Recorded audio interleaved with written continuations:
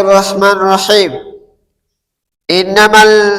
إنما المؤمنون إخوة، hakika waislamu wote ni ndugu. Innama ya'muru masajida lillahi, wale ambao wakaamliana na hakika yule anayeimarisha katika kuimarisha misikiti ni yule anayeimarisha nyumba za Allah zikapendeza na akazinukisha manukato nyumba za Allah zikapendeza. Aljamaa min alkhairi, na wakadumisha watu wawe katika jamaa. Aljamaa fi aulawiyya fi khairi, na wakaungamana watu katika jamii nzima katika khairi. Wa baina alhaqi almuslim, wa baina ya haki na Waislamu, na wakawa katika wajibati alkhairi. Wa an alqanaa, na kutokana na kuridhika. Annafa, akapata manufaa. Ashkuru kathira, na akashukuru kwa mara nyingi.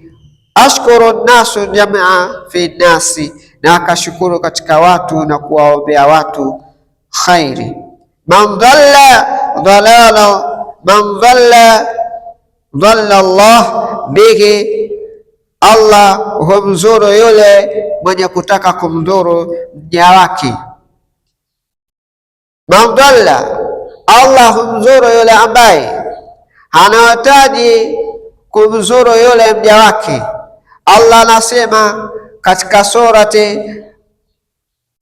surati At-Tauba, ukienda kuangalia aya ya 57 mpaka aya ya 58, Allah anazungumza watu ambao wenye kuwadhulumu.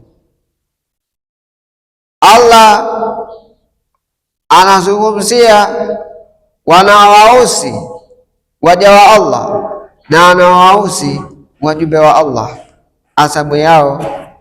Kwa hiyo kuimarisha nyumba za Allah, kutengeneza nyumba za Allah ni bora kwetu, ni kheri kwetu kudumisha nyumba za Allah. Almu'minina walmu'minati, juu ya Waislamu waumini wa kiume na wa kike.